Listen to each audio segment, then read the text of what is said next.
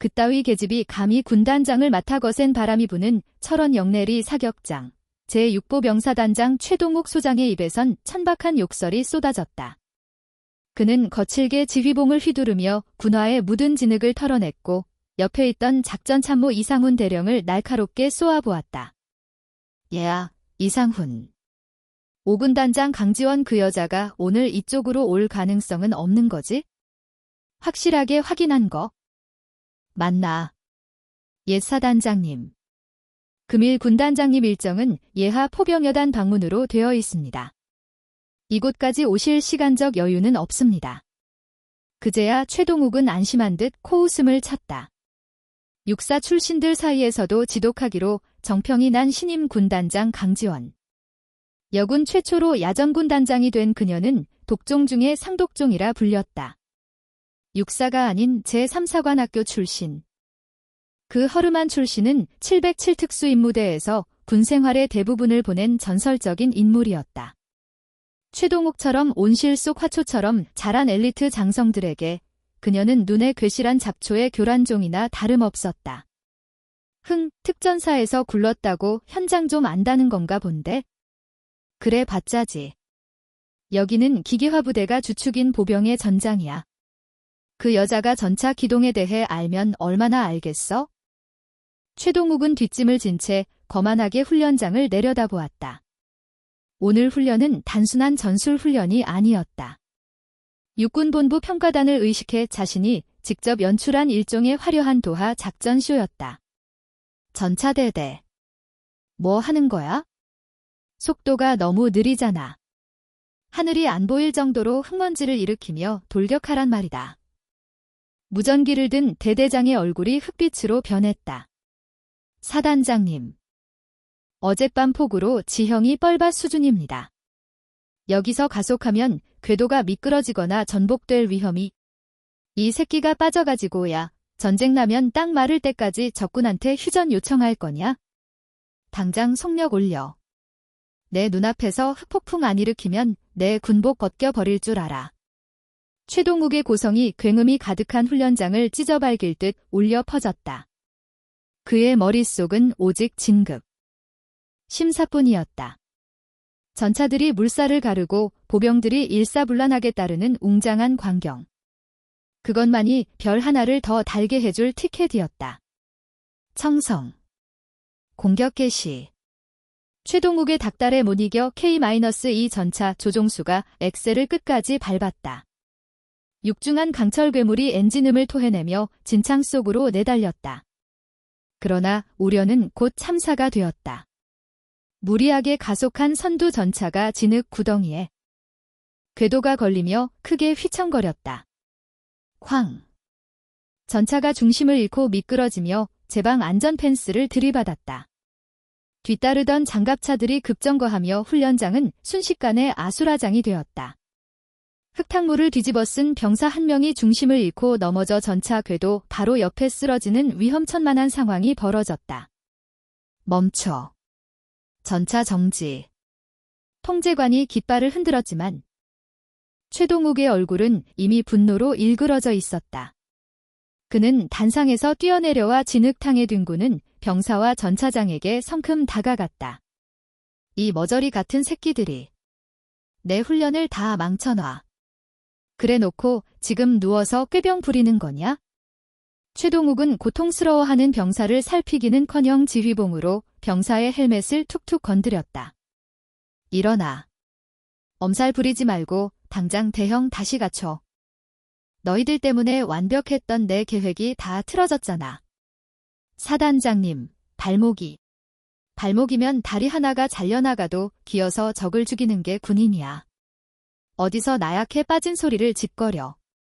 최동욱이 지휘봉을 높이 쳐들며 병사를 구타하려던 찰나였다. 진흙탕 같은 검은색 지휘 차량 한 대가 소음을 뚫고 미끄러지듯 훈련장 안으로 들어왔다.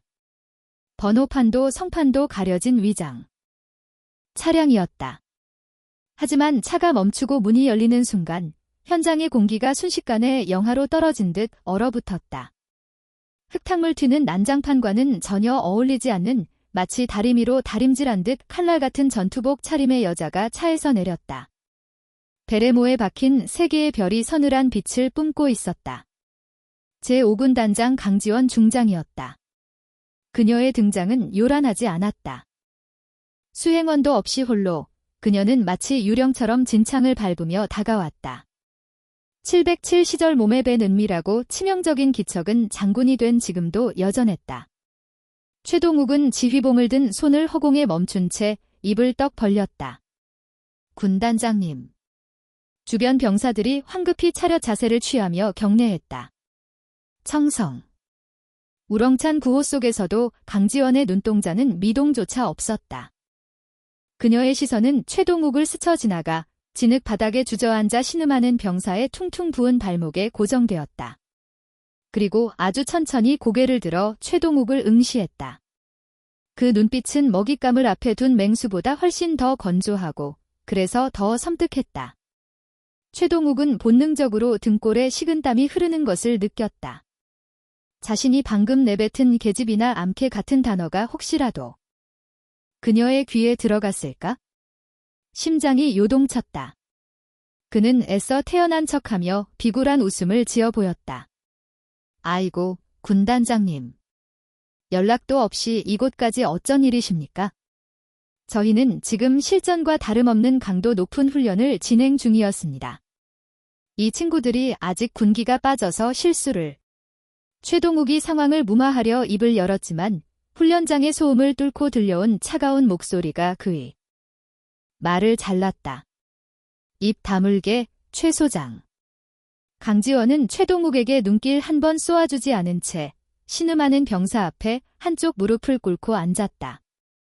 비흙탕물이 그녀의 정갈한 전투복을 더럽혔지만 그녀는 아랑곳하지 않고 병사의 부어오른 발목을 살폈다.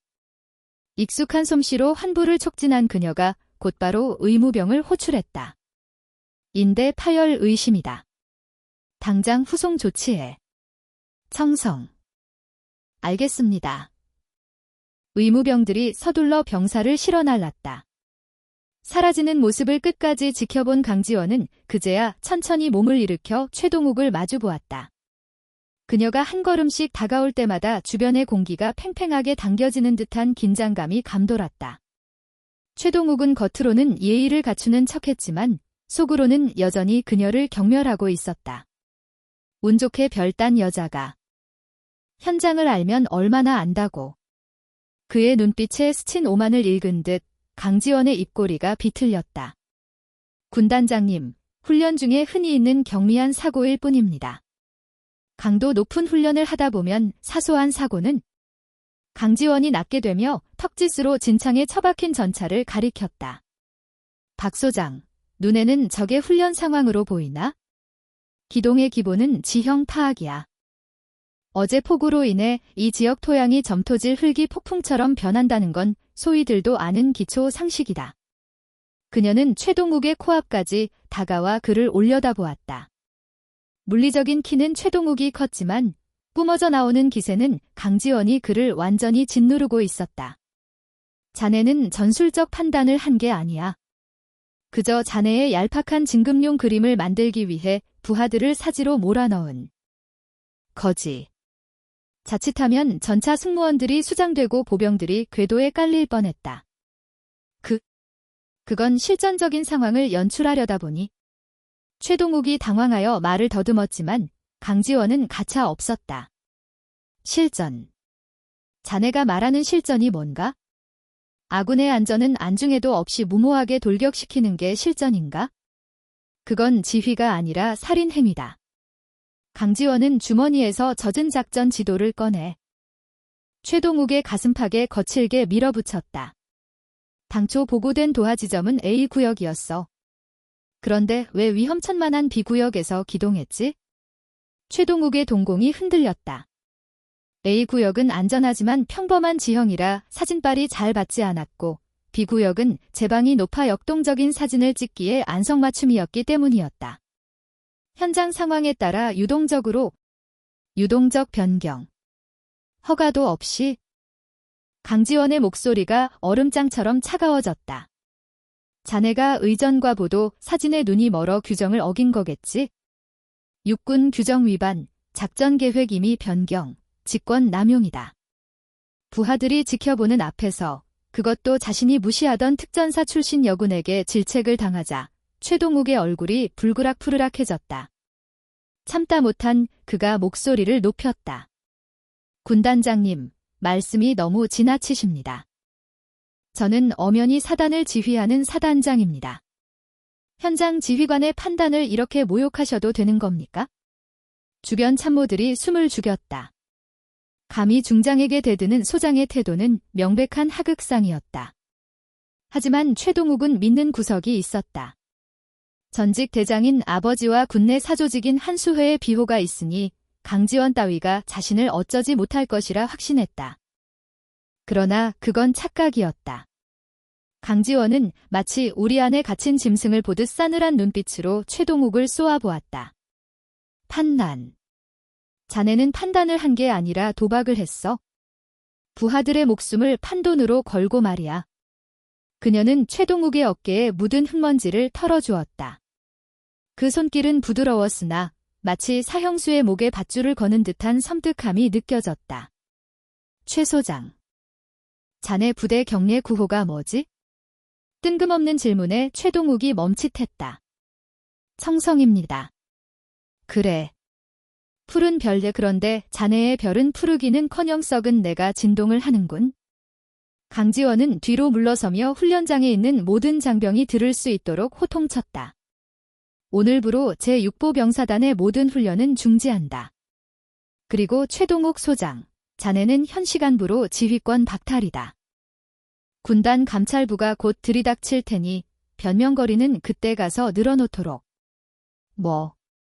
뭐라고요? 지휘권 박탈. 당신이 무슨 권한으로 상관 모독, 명령 불복종 혐의까지 추가하고 싶은가? 강지원의 눈에서 형한 살기가 뿜어져 나왔다. 그것은 온실 속 화초처럼 자란 장교들은 절대 흉내낼 수 없는 숱한 사선을 넘어온 자만이 가질 수 있는 진짜 살기였다. 승진. 강지원은 짧고 굵게 자신의 부대 구호를 외치고는 미련 없이 등을 돌려 지휘 차량으로 향했다. 멍하니 서 있던 사단 참모들과 병사들이 무엇에 홀린 듯 그녀의 뒷모습을 향해 일제히 경례를 올렸다. 승진. 흙탕물이 튀는 훈련장에 최동욱만이 홀로 남겨졌다. 수치심과 분노로 그의 주먹이 부들부들 떨렸다. 두고 보자. 이걸로 끝이 아니었다. 강지원이 건드린 뇌관은 단순한 훈련 위반 따위가 아니었다. 그것은 군이라는 거대 조직 내부에 기생하며 수십 년간 살을 불려온 카르텔 그 자체였다. 검은 세단의 문을 닫은 강지원은 차가운 가죽 시트에 등을 기대며 눈을 감았다. 그러나 단호하게 입을 열었다. 시작해. 썩어 문드러진 살점 하나까지 남김없이 도려낼 때까지 멈추지 않는다. 바야흐로 그녀의 진짜 전쟁이 막을 올린 것이다. 같은 시각 제6보병사단 사단장실에는 폭풍전의 정막만이 감돌고 있었다. 창밖으로 펼쳐진 평화로운 철원 평야와 달리 장막실은 최동욱 소장이 뿜어내는 살기로 가득 찼다. 그는 책상 위 명패를 집어던질 듯 노려보다가 끝내분을 참지 못하고 책상을 걷어찼다. 감히. 어디서 굴러먹던 계집이 나를. 최동욱기를. 건드려? 쾅. 하는 괴음과 함께 집기들이 바닥을 뒹굴었다. 사단장실 구석 어둠 속에 있던 작전참모 이상훈은 공포에 질려 마른 침만 삼켰다. 최동욱은 덜덜 떨리는 손으로 담배 한 개비를 입에 물었다. 그면 구역인 사단장실은 순식간에 매캐한 연기로 뒤덮였다. 얘야, 이중령. 군단 감찰부 개새끼들 어디쯤이야? 이상훈이 파랗게 질린 얼굴로 태블릿을 확인하며 더듬거렸다. 포천사령부를 막 통과했다고 합니다. 40분, 아니 30분 내로 위수구역에 들이닥칠 것 같습니다. 40분. 최동욱의 입가에 섬뜩한 미소가 번졌다. 충분해. 아직 이곳의 왕은 나야? 위병소에 당장 진돗개에 준하는 경계태세를 발령해. 군단 놈들, 내 허락 없이는 개미 새끼 한 마리도 못 들어오게 막아. 알겠습니까? 사단장님. 그건 명백한 항명입니다. 일이 커지면 돌이킬 수 없습니다. 이상훈의 만류에도 최동욱은 코웃음을 쳤다. 항명. 누가 그래? 훈련 중 사고 수습을 위한 부대 방어 태세라고 둘러대면 그만이야. 그리고 당장 본청 인사사령관님 연결해. 청주의 형님들이 고작 707 출신 여자 하나 못 밟아줄 것 같아. 최동욱의 눈은 권력욕과 광기로 번들거리고 있었다. 한편 5군단 사령부. 강지원 중장의 장막실은 전장의 지휘소처럼 차갑고 간결했다. 화려한 장식 대신 벽면을 가득 채운 상황도가 그녀가 어떤 지휘관인지를 말해주고 있었다. 창밖에 백운산을 응시하던 강지원회, 등 뒤로 정보참모 서동아 대령이 다급히 들어왔다. 군단장님, 사단 분위기가 심상치 않습니다. 최 소장이 위병소를 폐쇄하고 무장 병력을 배치했습니다. 사실상 감찰부 진입을 무력으로 막겠다는 뜻입니다. 강지원은 천천히 뒤를 돌아보았다. 그녀의 표정에는 티끌만한 동요도 없었다. 예상대로군. 제 발저린 도둑이 문을 걸어 잠갔어. 그녀는 책상 위 서류철을 손끝으로 톡톡 두드렸다. 단순한 자존심 싸움이 아니야. 놈은 두려운 거야. 감찰반이 들이닥치면 훈련 규정 위반 따위가 아니라 지난 1년간 횡령한 복지기금과 군수 물자비리 장부까지 털릴 테니까. 강지원의 눈빛이 매섭게 빛났다. 그녀가 오늘 육사단을 급습한 건 우연이 아니었다. 그녀의 책상 서랍 깊숙한 곳에는 이 모든 사태의 방화선이 된 익명의 내부 고발투서가 서늘하게 놓여 있었다. 보고서의 첫 줄부터가 가관이었다. 육사단 예하 장병들에게 지급되어야 할 정량 식사가 지속적으로 빼돌려지고 있었고 혹한기 병사들을 지켜줄 난방 유류마저 횡령되어 창고가 텅 비어 있다는 내용이었다. 이건 군인이 아니라 제 배만 불리는 시정패나 다름없어. 부하들의 고혈을 짜내서 제 어깨에 별을 닦아? 역겨운 자식. 강지원의 눈동자가 차갑게 가라앉았다. 처음에는 최동욱이 그저 무능하고 게으른 지휘관일 거라 짐작했었다. 그러나 파면 팔수록 드러나는 진실은 그가 군 조직을 갉아먹는 악성 종양임을 증명하고 있었다. 그때 참모가 다급히 보고했다. 육군 본부 쪽 움직임도 포착되었습니다. 인사사령부 유력 인사가 우리 군단 인사처로 압력을 넣고 있답니다.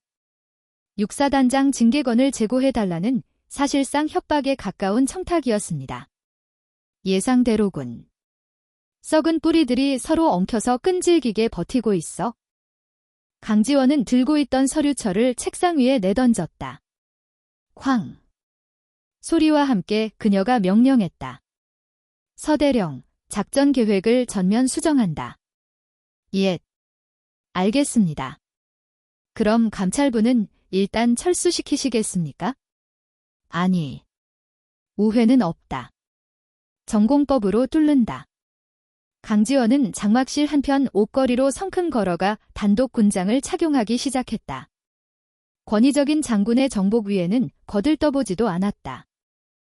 지금 그녀에게 필요한 것은 흙먼지와 화약 냄새가 배어들어 거리낌 없는 얼룩무늬 전투복이었다. 권총을 허리춤에 결속하는 그녀의 손놀림은 매서웠다. 감찰부가 못 들어가면 군단장이 직접 문을 따고 들어간다. 위험합니다. 군단장님. 최 소장이 지금 독이 바짝 올랐습니다. 헌병대도 모자라 무장 병력까지 위병소에 배치했다는 첩보입니다. 서대령이 안색을 바꾸며 만류했지만 강지원의 결심은 이미 화살처럼 시위를 떠난 뒤였다. 그녀는 베레모를 눌렀으면서 대령을 쏘아보았다. 서대령, 우리가 707특임대 시절 훈련소에서 귀에 못이 박히도록 들었던 첫 번째 수칙이 뭐였나? 서대령은 잠시 옛 기억을 더듬다 단호하게 대답했다. 행동으로 논리를 증명하고 오직 결과로서 과정을 정당화한다. 정답이야. 책상머리에서 펜을 들며 정치질하는 놈들에게 진짜 군인의 방식이 뭔지 뼈저리게 가르쳐줘야지. 헌병특임대 전원 완전 군장으로 집합시켜. 10분 뒤 출발한다. 강지원은 잠시 숨을 고르더니 추가 지시를 내렸다. 그리고 통신대대장에게 보안회선을 열라고 해 지금부터 지휘통제실과 육군본부 사이의 모든 유선을 감청한다. 최동욱이 누구에게 꼬리를 흔들며 살려 달라고 비는지 낱낱이 기록해서 증거로 남겨. 알겠습니다. 승진. 서대령이 우렁차게 경례를 올리고 튀어나갔다. 텅 빈 장막실, 강지원은 거울 앞에 섰다. 세월의 흐름을 비껴갈 순 없었지만 거울 속 그녀의 눈빛만은 20대 시절. 대테러 작전 투입 직전의 서늘한 살기를 그대로 품고 있었다. 최동욱, 내 놈이 쌓아올린 그 거만한 성벽이 얼마나 모래성처럼 허물어지기 쉬운지 내 눈에 똑똑히 보여주마. 잠시 후 5군단 사령부 연병장의 비상 사이렌이 찢어질 듯 울려 퍼졌다. 검은색 대테러복으로 무장한 헌병특임대원들이 레토나와 장갑차에 신속히 탑승했다. 그 선두에는 강지원이 탑승한 지휘 차량이 엔진 괴음을 토해내고 있었다. 차량 행렬은 포천의 국도를 가르며 북쪽을 향해 질주했다. 이동면을 지나 철원군 경계에 들어서자 공기마저 무겁게 가라앉았다. 길가의 핀 코스모스들이 차량 행렬이 일으킨 거센 풍압에 비명처럼 흔들렸다. 30분 뒤 4단 사령부 위수구역이 시야에 들어왔다. 상황은 최악이었다. 평소라면 활짝 열려 있어야 할 철문은 굳게 닫혀 있었고 바리케이드 뒤로는 완전 무장한 경계병들이 총구를 밖으로 향한 채 살벌한 분위기를 조성하고 있었다. 심지어 위병소 지붕 위에는 K-3 기관총 사수가 거치된 총기 뒤에 엎드려 있었다. 이건 아군을 맞는 예우가 아니라 적군을 섬멸하려는 태세였다. 강지원의 지휘 차량이 위병소 10m 앞까지 돌진하듯 다가가 멈췄다. 뒤이어 헌병특임대 차량들이 부채꼴 모양으로 전개하며 포위망을 형성했다. 위병소 안에서 위병조장이 확성기를 들고 뛰어나왔다. 긴장으로 인해 그의 목소리는 염소처럼 떨리고 있었다. 저기, 정지하십시오. 현재 부대 정비 및 보안 점검 중으로 외부 차량의 출입을 전면 통제하고 있습니다. 즉시 돌아가 주십시오. 강지원은 운전병에게 시동을 유지하라는 수신호를 보낸 뒤 차문을 박차고 내렸다. 그녀의 하차와 동시에 특임대원들도 일제히 뛰어내려 사방경계 자세를 취했다. 총구는 지면을 향했으나 손가락은 방아쇠 위에 걸려 있었다. 6사단 경계병들의 동공이 지진이라도 난 듯 흔들렸다.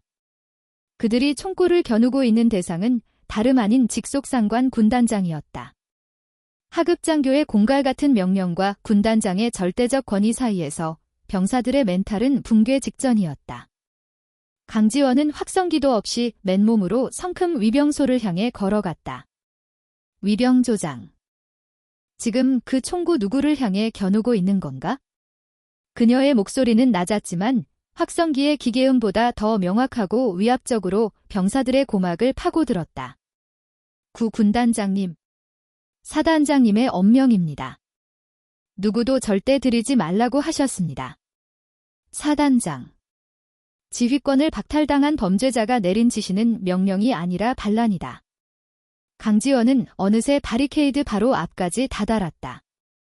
총을 든 병사와의 거리는 불과 3m. 병사가 공포에 질려 뒷걸음질 쳤다. 비켜라. 셋을 세겠다. 그 안에 이 거추장스러운 잡동사니들을 치우지 않으면 적전학명으로 간주하고 그 자리에서 즉결 처분하겠다.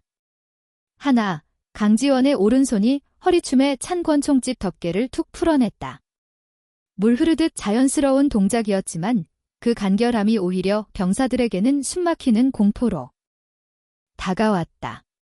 그녀는 결코 빈말을 할 사람이 아니라는 것을 모두가 본능적으로 느꼈다.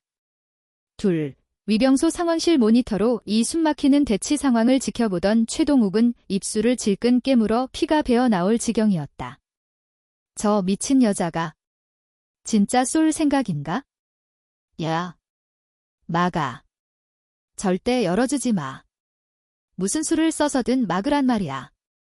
최동욱이 무전기에 대고 악을 쓰며 고래고래 소리를 질렀다. 그러나 현장에서 피부로 느껴지는 공포는 모니터 너머에서 들려오는 최동욱의 비명 섞인 고함 소리를 압도하고도 남았다. 강지원의 서늘한 눈빛과 정면으로 마주친 위병조장은 사시나무 떨듯 다리가 후들거렸다. 그녀의 입술이 천천히 움직였다. 셋, 그 짧은 한마디가 방아쇠라도 된 듯 강지원의 손이 권총 손잡이를 잡는 순간 위병조장이 찢어질 듯한 목소리로 비명을 질렀다. 열어. 당장 문 열어. 얘야, 이 미친놈들아. 빨리 바리케이드 안 치우고 뭐해?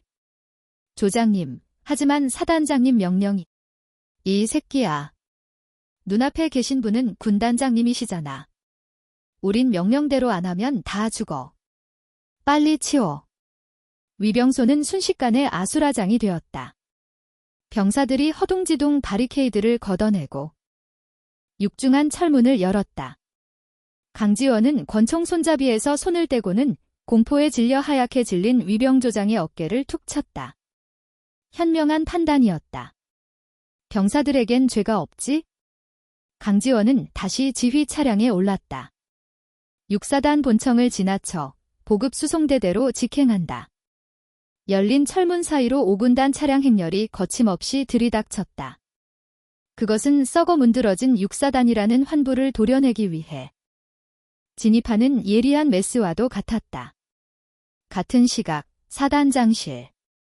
최동욱은 모니터 속 광경을 보며 다리에 힘이 풀려 주저앉고 말았다.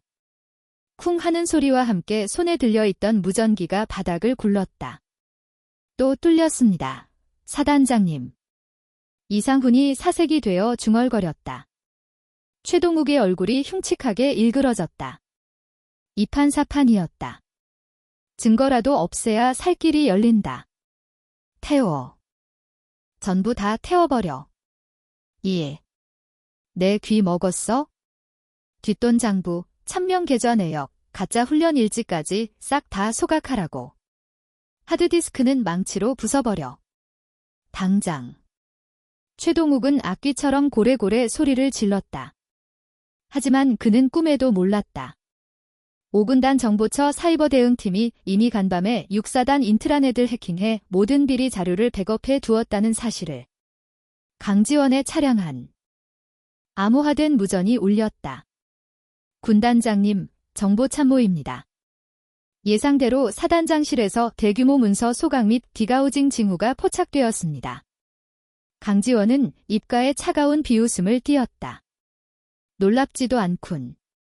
쥐새끼들이 구멍을 파고 숨으려는 동안 우리는 놈들의 식량 창고를 털러간다. 보급대 대장 즉각 구속해. 최동욱이 삥 뜯은 군수품이 어디로 샀는지. 그 뚱뚱한 너구리는 알고 있을 테니까. 차창 밖으로 6사단 본청 건물이 빠르게 스쳐 지나갔다. 강지원의 매서운 시선은 잠시 건물 최상층 사단장실 창문에 꽂혔다. 최동욱, 지금 벌벌 떨고 있겠지? 하지만 진짜 공포는 이제부터다. 내가 입고 있는 그 별 2개가 얼마나 추악한 오물 덩어리인지 전군에 생중계해 줄 테니. 6사단 깊숙한 곳. 보급 수송대대 연병장의 5군단 헌병대의 사이렌 소리가 요란하게 울려 퍼졌다. 이곳은 사단의 동맥이자 비리의 온상이었다. 전차 기동유부터 장병들의 부시까지 모든 것이 이곳을 거쳐갔고 그 과정에서 콩고물을 챙기기 가장 좋은 음지였다. 중장이 차에서 내리자 미리 연락조차 받지 못해 당황한 대대장 마석도 중령이 뛰어나왔다. 목이 늘어난 러닝셔츠 위에 급하게 전투복 상의만 걸친 꼴이 가관이었다. 출렁이는 뱃살과 번들거리는 개기름은 그가 군인인지 배부른 돼지인지 분간하기 어렵게 했다. 충성. 아니. 청성. 군단장님, 여긴 어쩐 일이십니까? 방문 통보도 없이. 마석도는 비 오듯 흐르는 땀을 닦으며 억지 미소를 지어 보였다.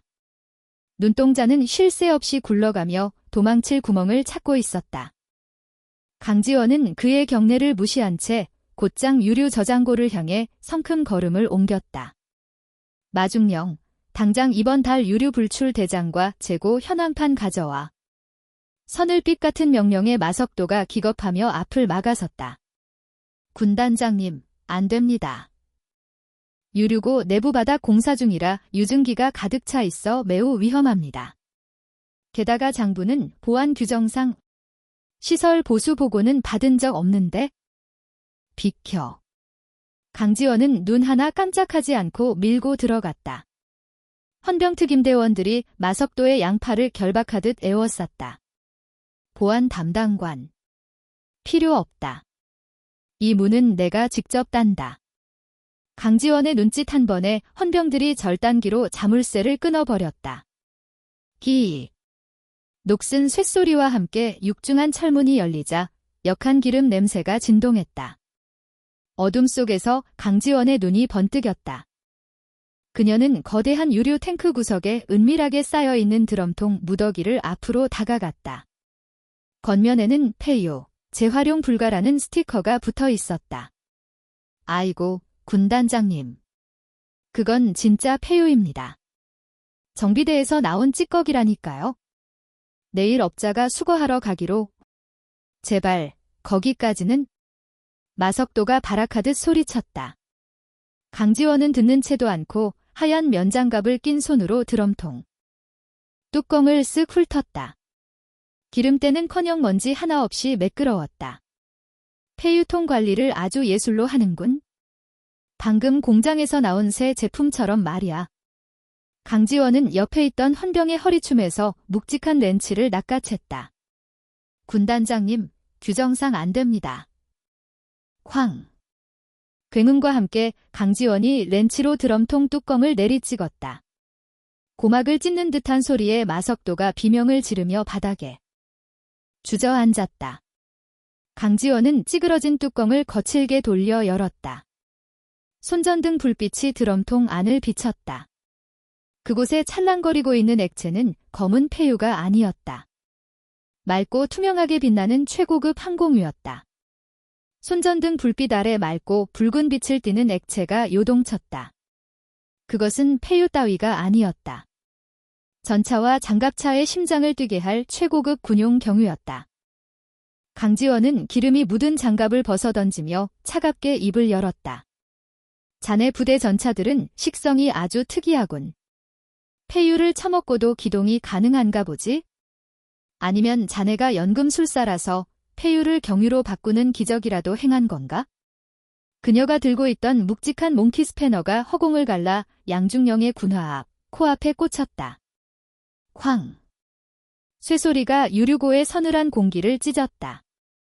군용면 새유를 폐유로 둔갑시켜 팔아먹다니? 간이 배 밖으로 나왔군. 강지원의 목소리는 낮았지만 그 울림은 천둥보다 무거웠다. 그 더러운 돈, 다 어디로 흘러갔나? 최동욱의 뒷주머니인가? 아니면 자네의 탐욕스러운 배꼽내인가? 양중령의 얼굴은 이미 산송장이나 다름없었다. 다리에 힘이 풀린 그는 털썩 무릎을 꿇었다. 군단장님. 억울합니다. 아니. 저는 시키는 대로. 사단장님이 진급을 봐주기로. 눈만 딱 감고 있으라고. 비굴한 변명이 이어졌지만 강지원은 더 듣고 싶지 않다는 듯 손을 들어 제지했다. 장부는 재무실 책상 밑 비밀 금고에. 강지원이 턱짓하자 헌병대장이 즉각 움직였다. 체포해. 죄명은 군용물 절도 및 업무상 횡령, 그리고 이적 행위다. 군단장님. 제발. 갓 돌진인 딸아이가 있습니다. 한 번만 선처를. 울부짖는 양중령의 목소리는 헌병들에 의해 제압당하며 단말마처럼 끊겼다. 유류고 밖의 바람은 칼날처럼 차가웠지만 강지원의 눈동자는 그보다 더 싸늘했다. 병사들은 기름이 없어 찬물로 씻고 냉골에서 잠을 청하는데 지휘관이란 자들은 그 기름을 팔아 사리사욕을 채우고 있었다. 이건 단순 비리가 아니었다. 아군의 등 뒤에 칼을 꽂는 반역이었다. 그때 정보참모 서대령이 상기된 얼굴로 달려왔다. 찾았습니다. 단장님. 양중령이 불었던 그 비밀 장부입니다. 규모가 상상을 초월합니다. 2년 동안 빼돌린 유류 대금의 부수입까지 합치면 10억은 넘습니다. 서대령이 떨리는 손으로 장부의 핵심 페이지를 펼쳤다. 그곳엔 최동욱 소장의 참명 계좌로 매달 꽂힌 거액의 송금 내역이 적나라하게 박제되어 있었다. 확실하군. 최동욱, 내 놈의 명줄도 여기까지다. 강지원은 하늘을 올려다보았다. 먹이를 노리는 독수리가 유유히 선회하고 있었다. 가자. 본청으로. 사냥을 끝내야지. 그녀의 명령에 지휘 차량과 헌병대 차량들이 엔진음과 함께 튀어나갔다. 차량 행렬은 거침없이 사단 본청 정문까지 밀고 들어갔다. 살기등등한 헌병들의 기세에 위병들은 감히 제지할 엄두조차 내지 못하고 길을 열었다. 강지원이 본청 로비에 들어서자 공기마저 얼어붙었다. 그녀의 군화 소리는 사형 선고를 알리는 북소리처럼 울려 퍼졌다. 군단장님. 사단장님은 지금 중요 통화 중이십니다. 절차를 밟아주십시오. 비서실장이 사색이 되어 앞을 막았지만 서대령이 거구의 몸으로 그를 벽으로 밀쳐버렸다. 강지원은 거칠게 숨을 몰아쉬며 사단장실 문 앞에 섰다. 안에서는 다급하게 변명을 늘어놓는 최동욱의 목소리가 새어나오고 있었다. 선배님, 모함입니다. 그 미친 여자가 저를 없애려고 조작된 증거를. 강지원은 장부를 둥글게 말아 쥐었다. 노크. 웃기는 사치였다. 쾅. 그녀의 군화발에 육중한 참나무 문이 비명을 지르며 젖혀졌다. 경첩이 뜯겨나가며 문이 벽에 처박혔다.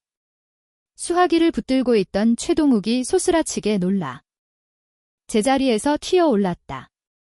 전화 끊어. 강지원의 서늘한 일갈이 방안을 채웠다. 무장 헌병들이 그녀의 뒤를 따라 부채꼴로 전개했다. 최동욱은 역정난 표정으로 수화기를 든 채 굳어버렸다. 너 지금 이게 무슨 짓이야? 여기가 어디라고? 감히. 어디긴. 군인의 피를 빨아먹는 기생충의 소굴이지. 강지원은 양중령의 장부를 최동욱의 면전에 던졌다. 툭 하고 떨어진 장부가 최동욱의 명패를 쓰러뜨리며 바닥으로 떨어졌다. 자네가 그토록 찾던 증거다. 양중령이 아주 꼼꼼하기도 하지. 자네 목까지 이론 단위로 적어놨더군. 최동욱의 시선이 바닥에 떨어진 장부에 못 박혔다. 수화기 너머로 여보세요? 최 소장. 대답해. 라는 고위장성의 외침이 들려왔지만 이미 상황은 종료되었다. 끝났다. 최동욱. 강지원의 건조한 목소리가 최후의 통첩처럼 울렸다. 최동욱은 부들부들 떨리는 손으로 장부를 집어들더니 비명에 가까운 소리를 지르며 바닥에 패대기 쳤다. 궁지에 몰린 쥐가 고양이를 물듯 그는 핏발선 눈으로 악을 썼다. 이건 함정이야. 조작이라고. 내가 누군지 알아? 우리 아버지가 누군지 아냐고. 근본도 없는 삼사관 출신 주제에 감히 선고인 육사 출신을 건드려? 최동욱은 최후의 보루인 학연과 혈연을 방패 삼아 짓거렸다. 평생 그를 지탱해온 오만함이자 그를 썩게 만든 원죄였다. 강지원은 차가운 비웃음을 흘렸다. 근본. 그래.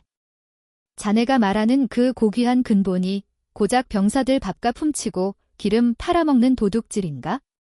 자네 아버지 얼굴에 똥칠을 해도 정도가 있지? 강지원은 천천히 마치 숨통을 조이는 뱀처럼 그에게 다가갔다. 그녀의 눈빛에서 뿜어져 나오는 살기에 최동욱은 뒷걸음질 쳤다. 내가 707에 있을 때 자네 같은 쓰레기들을 질리도록 봐왔어. 패러보다 더 구역질 나는 게 뭔지 알아? 적은 내부에 있다. 아군의 등 뒤에 칼을 꼽고 제 배만 불리는 기생충 같은 놈들 말이야. 강지원의 차가운 일갈에 최동욱의 얼굴이 불그락푸르락해졌다. 그는 모욕감을 참지 못하고 고래고래 소리를 질렀다. 닥쳐. 내가 뭘 안다고 짓거려? 군대는 정치야. 라인이고 인맥이라고. 너처럼 무식하게 군화 미창이나 닳도록 뛰어다니는 놈들은 죽었다 깨어나도 모를 세상이 있어. 최동욱은 씩씩거리며 책상 서랍을 거칠게 열어젖혔다. 덜그럭거리는 소리와 함께 그의 손에 들려 나온 것은 검은색 K5 권총이었다. 순식간에 분위기가 얼어붙었다. 헌병들이 반사적으로 총구를 겨누려 했지만 강지원은 가볍게 손을 들어 그들을 제지했다. 그녀의 눈동자는 조금의 흔들림도 없이 최동욱의 미간을 향해 있었다. 쏘고 싶나? 어디 한번 당겨봐. 강지원은 천천히 걸어가 자신의 이마를 검지로 톡톡 두드렸다. 하지만 그 방아쇠를 당기는 순간 자네는 단순한 비리 군인에서 상관 살해범이 되는 거야? 즉결 처형 감이지. 자네가 그토록 애지중지하는 그 목숨줄 여기서 끊고 싶다면 당겨. 최동욱의 손끝이 파르르 떨렸다. 식은땀이 권총 손잡이를 적셨다. 그는 비겁한 인간이었다. 병사들을 사지로 내몰 때는 눈 하나 깜짝하지 않으면서 정작 자신의 인생을 걸어야 할 도박판 앞에서는 한없이 작아졌다. 찰나의 정적 속에서 최동욱의 거친 숨소리만이 들려왔다. 총소리가 아니었다. 최동욱이 힘이 풀린 손에서 권총을 놓치는 소리였다. 육중한 쇠덩이가 책상 위에 떨어지며 둔탁한 파열음을 냈다. 그것은 그의 몰락을 알리는 조종과도 같았다. 한심하기 짝이 없군. 방아쇠 당길 깡도 없으면서 사단장 노릇은 어떻게 했나? 강지원의 싸늘한 눈짓에 대기하고 있던 헌병들이 맹수처럼 달려들어 최동욱을 덮쳤다. 이거 놔. 나란 말이야. 내가 누군지 알아? 인사사령관님과 형동생 하는 사이야. 전화기 가져와. 당장. 최동욱이 악귀처럼 발악했지만 특임대원들의 완력을 당해낼 수는 없었다. 우지끈 소리가 날 정도로 팔이 꺾이고 그의 손목에는 차가운 수갑이 채워졌다. 어깨 위에서 거만하게 빛나던 소장 계급장이 구겨진 옷자락 사이로 초라하게 묻혔다. 그때 복도가 소란스러워졌다. 사단 본부의 참모들과 예하 지휘관들이 사색이 되어 달려온 것이다. 그들은 믿기지 않는 광경에 입을 다물지 못했다. 개처럼 끌려가는 사단장의 모습이라니. 최동욱은 부하들을 발견하자 지푸라기라도 잡는 심정으로 고함을 질렀다. 다들 뭐 하고 있어? 저 미친 여자가 군단장을 겁박하고 있다. 당장 체포해. 헌병대장 어디 있어? 하지만 그 누구도 움직이지 않았다. 참모들은 바닥을 내려다보거나 애써 시선을 외면했다. 그들도 알고 있었다. 최동욱이 저질러온 추악한 비리와 폭정을. 다만 그 불똥이 자신에게 튈까 두려워 침묵했을 뿐이다. 이제 그 거대한 권력이 무너져 내리는 순간 그들은 본능적으로 생존을 위해 등을 돌리고 있었다. 강지원은 헌병들을 잠시 멈춰 세우고 얼어붙은 장교들을 향해 천천히 돌아섰다. 똑똑히 봐라. 그녀의 목소리는 낮았지만 좌중을 압도하는 무게가 있었다. 이것이 부하를 사유재산으로 여기고 군대를 자신의 영달을 위한 도구로 쓴 자의 최후다. 지휘관의 권위는 어깨 위의 별이 아니라 부하를 위한 헌신과 책임에서 나온다. 그 기본을 망각한 자에게 군복을 입을 자격은 없다. 강지원은 다시 최동욱을 내려다보았다. 경멸조차 아깝다는 눈빛이었다. 최동욱, 자네는 군사법정에 서게 될 거야. 횡령, 직권남용, 그리고 오늘 병사들을 사지로 몰아넣은 살인미수 혐의까지. 감옥에서 썩어 문드러질 때까지 죄값을 치르게 해주지. 두고 봐, 강지원. 내 뒤에 누가 있는지 알면 내년도 무사하지 못할 거다. 최동욱이 독사처럼 패거렸지만 강지원은 콧방귀를 뀌며 손을 휘저었다. 치워. 헌병들이 짐짝을 나르듯 최동욱을 끌고 나갔다. 복도 끝으로 사라지는 그의 뒷모습은 한때 사단을 호령하던 장군이 아닌 그저 욕심에 눈먼 늙은 범죄자에 불과했다. 사단장실에는 무거운 침묵만이 남았다. 난장판이 된 집기들과 바닥에 흩뿌려진 서류 뭉치들이 폭풍이 지나간 자리를 증명했다. 강지원은 뻐근한 목을 돌리며 깊은 한숨을 내쉬었다. 승리감보다는 씁쓸함이 입안을 맴돌았다.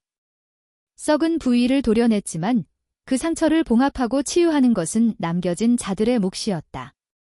작전 참모. 구석 병풍 뒤에 숨어있던 하중령이 소스라치게 놀라며 튀어나왔다. 예. 충성. 육사단 작전 참모 하중령, 관등 성명됐고. 자네도 감찰 조사를 피할 순 없을 거야? 하지만 그 전에 할 일이 있다. 강지원은 턱으로 창밖을 가리켰다. 연병장에는 영문도 모른 채 흙먼지를 뒤집어 쓰고 대기 중인 병사들이 보였다. 즉시 전 예하 부대의 상황 전파에 모든 훈련은 중지하고 부대 정비에 들어간다. 그리고 오늘 저녁 전 장병에게 특식을 제공해. 메뉴는 삼겹살이다. 술은 안 되지만 음료수는 무제한으로 풀어. 예산이 만만치 않을 텐데요. 하중령이 우물쭈물하자 강지원은 바닥에 떨어진 최동욱의 고급 만년필을 군화발로 지식이며 말했다. 군단장 판공비 압류금에서 쓴다. 그래도 부족하면 내 퇴직금이라도 미리 당겼을 테니까. 애들 배 터지게 먹여. 알겠나? 아, 알겠습니다. 승진. 하중령의 목소리에 처음으로 두려움이 아닌 존경심이 실렸다. 강지원은 전투모를 눌러쓰고 사단장실을 걸어 나왔다. 긴 복도를 따라 걷는 그녀의 등 뒤로 붉은 노을빛이 길게 드리워졌다. 그녀는 알고 있었다. 이것은 끝이 아니라 더 거대한 전쟁의 서막이라는 것을. 최동욱이라는 꼴이 하나를 잘랐다고 해서 군 내부에 깊게 뿌리박힌 부패의 카르텔이 사라지지는 않을 것이다. 하지만 적어도 오늘 이곳 철원의 최전방에서만큼은 정의가 살아 숨쉬고 있음을 증명했다. 청사 밖으로 나오자 차가운 밤 공기가 뜨거워진 머리를 시원하게 해주었다. 강지원은 주머니에서 진동하고 있는 스마트폰을 꺼냈다. 부재중 전화 30통. 발신자는 육군본부, 국방부, 그리고 이름만 들어도 알만한 여의도 정치 거물들이었다. 최동욱이 믿던 뒷배들이 움직이기 시작한 것이다.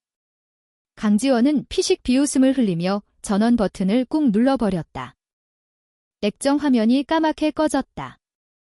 오늘 밤은 꽤나 시끄럽겠군. 강지원은 지친 몸을 지휘 차량 뒷좌석에 깊숙이 묻었다. 복구하지? 다음 전쟁을 준비해야 하니까. 그녀의 나지막한 명령과 함께 차량 행렬이 6사단 위병소를 빠져나와 어둠이 깔린 5군단 사령부를 향해 질주했다.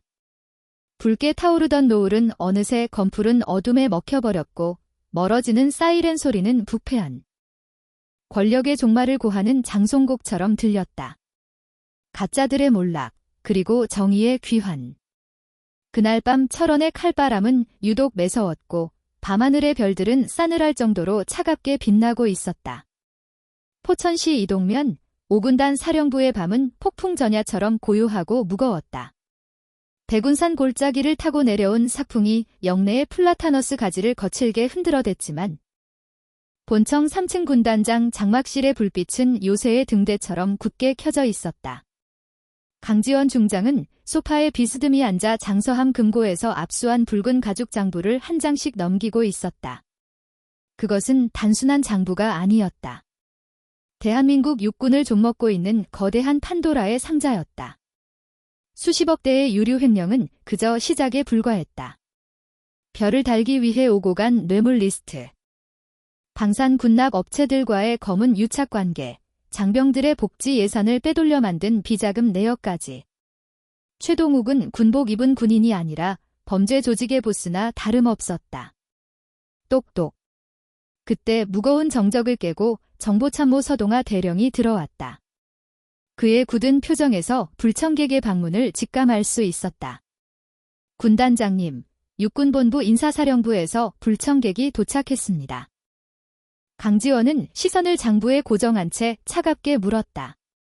이 시간에 예의도 없이 쳐들어올 인간이라면? 뻔하군. 인사운영처장 민병국 준장입니다. 최동욱과 청주회로 얽힌 육사 선배이자 군내 사조직의 몸통 중 하나입니다. 지금 당장 들어오겠다고 난동을 부리고 있습니다. 들여보내. 제발로 호랑이 굴에 들어오겠다는데 막을 이유가 없지? 강지원의 허락이 떨어지기가. 무섭게 장막실 문이 거칠게 열렸다. 민병국 준장이었다. 그는 기본적인 경례조차 생략한 채 성큼 걸어와 강지원의 맞은편 소파에 거만하게 다리를 꼬고 앉았다. 그의 얼굴에는 엘리트 특유의 오만함과 불쾌함이 가득 차 있었다. 강지원 장군, 이거 너무 막 나가는 거 아닙니까? 일개 군단장이 사단장을 짐승 끌고 가듯 잡아가단. 군의 위신이 아주 시궁창에 처박혔습니다. 민병국은 노골적으로 강지원을 쏘아붙였다. 3사 출신 여군이 자신의 까마득한 후배 계열을 건드린 것에 대한 불쾌감이 영액했다. 강지원은 천천히 찻잔을 내려놓았다. 달그락하는 소리가 유난히 크게 울렸다. 그녀의 서늘한 눈빛이 민병국을 꿰뚫듯 응시했다. 위신. 범죄자를 처단하는 게 위신이 떨어지는 일인가? 민준장. 자네 눈에는 어떤 군인으로 보이나 보지? 말 함부로 하지 마십시오. 최 소장은 아직 재판도 받지 않은 무죄 추정의 원칙이 적용되는 장군입니다. 그리고 절차를 무시하고 직속상관이 체포를 감행해? 이건 명백한 월권이자 하극상입니다. 민병국이 비대를 세우며 고함을 질렀다. 기선 제압을 하려는 속셈이었다. 전례가 없다고? 그럼 오늘부터 내가 그 전례가 되면? 그만이야. 그리고 절차 타령하는데 군형법 제52조 2항. 전시 상황이나 증거인멸의 우려가 명백할 때 상급 지휘관은 즉결 처분이 가능하다. 최동욱이 병사들을 사지로 몰아넣은 이적 행위이자 전시 상황이었어. 강지원의 흔들림 없는 논리에 민병국은 입을 다물었다. 법규로 들이대니 할 말이 없어진 것이다. 그는 헛기침을 하며 넥타이를 거칠게 풀어헤쳤다. 좋습니다. 100번 양보해서 지휘 책임은 묻는다 칩시다. 하지만 비리 혐의까지 덮어 씌우는 건 선을 넘은 겁니다. 최 소장 아버님이 누군지 아시죠? 예비역 대장이십니다. 그분이 전화 한 통이면 강 장군 옷 벗기는 건 일도 아닙니다. 유치한 협박이었다. 강지원은 피식 비소소소를 흘렸다. 그래서 아비가 별 4개면 자식 새끼가 도둑질을 해도 면죄부가 떨어지나? 여기가 조선 왕조야? 세습하게. 강지원은 탁자 위 붉은 장부를 집어 민병국 앞에 툭 던졌다. 묵직한 소리가 민병국의 심장을 강타했다. 민준장, 자네가 한밤중에 허둥지둥 달려온 이유 내가 모를 줄 알았나? 최동욱기가 걱정돼서가 아니잖아. 이 장부 어딘가에 박혀있을 민병국 석차, 그게 세상에 까발려질까 봐 겁 먹어서 온 거 아닌가? 민병국의 눈동자가 사시나무 떨듯 흔들렸다. 전곡을 찔린 자의 전형적인 반응이었다. 최동욱은 뇌물로 엮인 거미줄 같은 인맥을 자랑해왔고 민병국은 그 중심에 있었다. 이게 무슨 모함입니까? 저는 그저 아끼는 후배가 억울한 일을. 후배 사랑이 지극하시군. 그럼 지난달에 최동욱한테 받은 500만 원짜리 일본산 혼마 골프채 세트? 그것도 후배 사랑의 증표인가? 자네 집 거실에 고이 모셔져 있을 텐데. 구체적인 증거가 나오자 민병국의 얼굴이 시체처럼 하얗게 질렸다. 식은땀이 그의 관자놀이를 타고 흘러내렸다. 이 여자는 모든 것을 알고 있었다. 강지원이 몸을 앞으로 숙이며 맹수처럼 으르렁거렸다. 선택해. 지금 당장 꺼져서 내일 아침 헌병대에 자진 출두하든가 아니면 지금 여기서 최동욱이랑 손잡고 나란히 유치장 신세를 지든가. 공포에 질린 민병국은 입술을 깨물며 자리에서 일어났다. 여기서 더 버티다간 정말로 끝장이 날 것 같았다. 두고 봅시다. 강지원이 치욕은 절대 잊지 않겠소. 이런 식의 막무가내 리더십은 자충수가 될 겁니다. 육군 본부가 좌시하지 않을 거란 말입니다. 한기석은 불그락푸르락해진 얼굴로 씩씩거리며 자리를 박차고 나갔다. 쾅 하고 문이 닫히자마자 문 밖에서 대기하던 서대령이 걱정스러운 얼굴로 들어왔다. 군단장님, 괜찮으십니까? 저자가 본부로 복구하면 분명 언론 플레이를 시작할 겁니다. 표적수산이 권력 남용이니 하며 여론을 호도할 게 뻔합니다. 강지원은 차갑게 웃었다. 상관없어. 놈들이 입을 놀리기 전에 우리가 먼저 판을 엎는다. 그녀는 서랍 깊숙한 곳에서 USB 메모리를 꺼내 책상 위에 던지듯 올려놓았다. 이게 놈들의 목줄이야.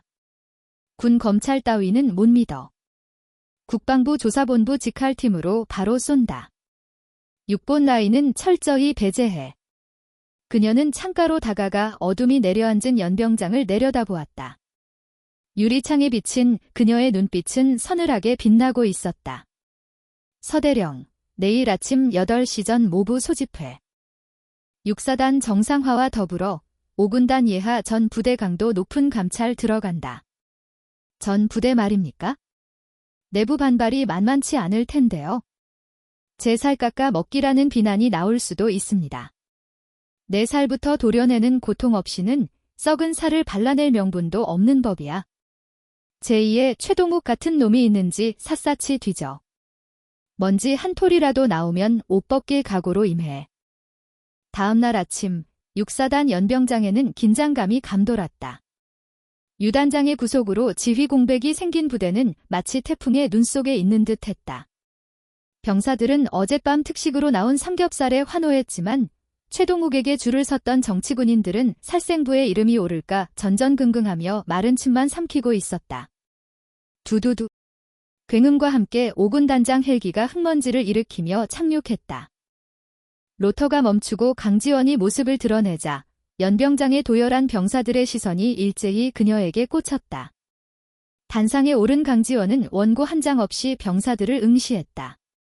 제6보병사단 청성부대 장병 여러분. 군단장 강지원 중장이다. 확성기를 타고 흐르는 그녀의 목소리에는 거역할 수 없는 위엄이 서려 있었다. 어제 최동욱 소장은 보직 해임되었다.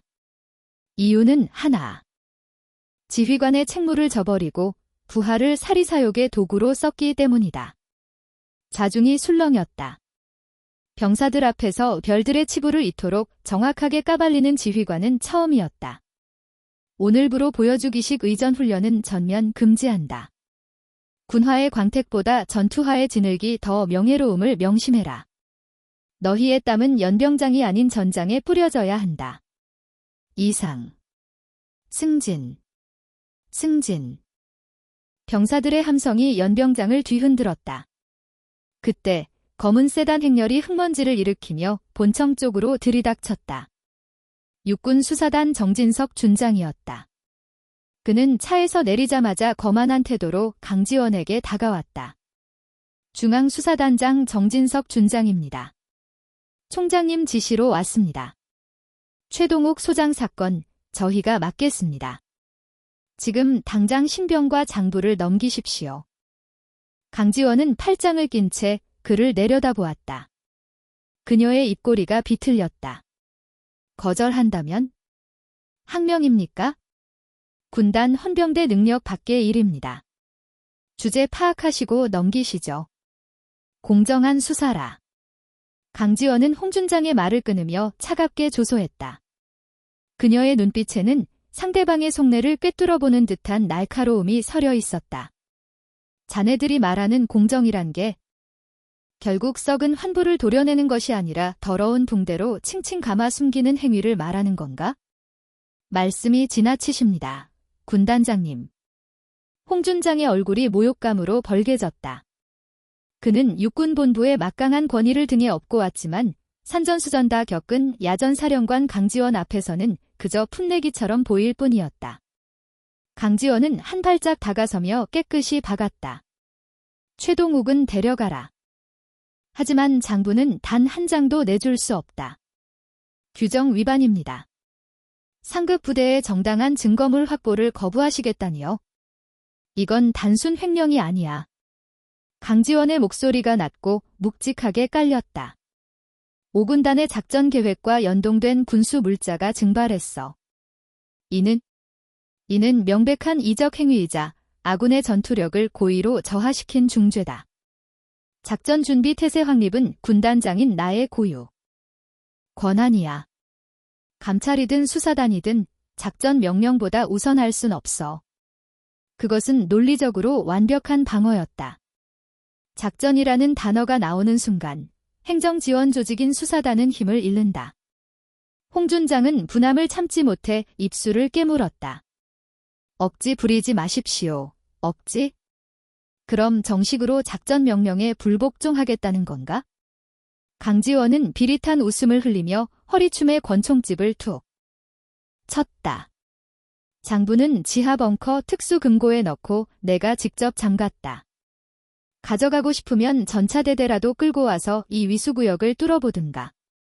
주변을 포위한 5군단 헌병특임대의 총구가 미세하게 흔들리며 살기를 뿜었다. 홍준장은 등골이 서늘해짐을 느꼈다. 이 여자는 빈말을 할 위인이 아니었다. 진짜로 쏠 수도 있는 사람이다. 두고 보십시오. 장관님께 이 월권 행위를 낱낱이 보고할 겁니다. 홍준장이 이를 갈며 돌아서려 하자 강지원이 그를 불러세웠다. 그리고는 뱀처럼 스르륵 다가가 비엔말로 치명적인 독서를 속삭였다. 가서 전해. 내 손에 쥐어진 장부사본은 이미 국회와 언론사, 신뢰할 수 있는 라인의 보험으로 뿌려졌다고. 나 하나 옷 벗기려다간 대한민국 육군 별들의 절반이 추풍낙엽처럼 떨어질 거라고 말이야? 홍준장의 동공이 지진이라도 난 듯 흔들렸다. 완벽한 패배였다. 그는 도망치듯 차에 올라탔다. 수사단 차량이 꽁무니를 빼듯 사라지자 강지원은 서대령을 돌아보았다. 기자들은 준비됐습니까?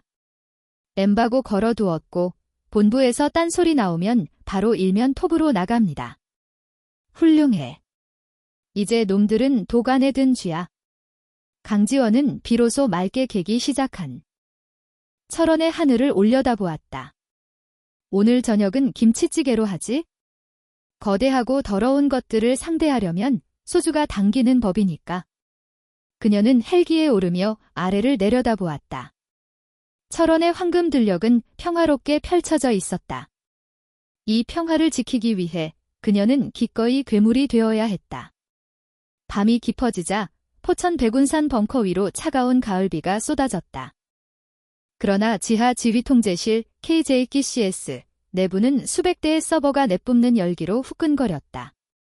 강지원은 대형 스크린의 전광판을 주시하고 있었다. 그때 윤중령이 사색이 되어 뛰어왔다. 충성.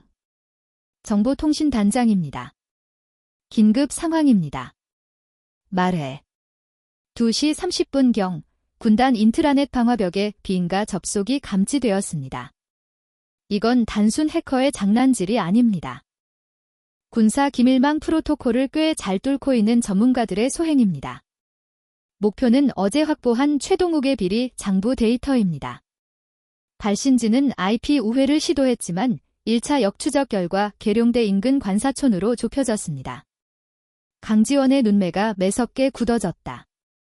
육군 본부의 썩은 뿌리들이 물리력이 안 통하자 사이버전으로 태세를 전환한 것이다. 장부를 삭제해 증거를 인멸하려는 최후의 발악이었다. 방어 상태는 2차 방화벽이 뚫렸습니다. 놈들이 관리자 코드를 변조해서 침투 중이라 탐지가 늦었습니다.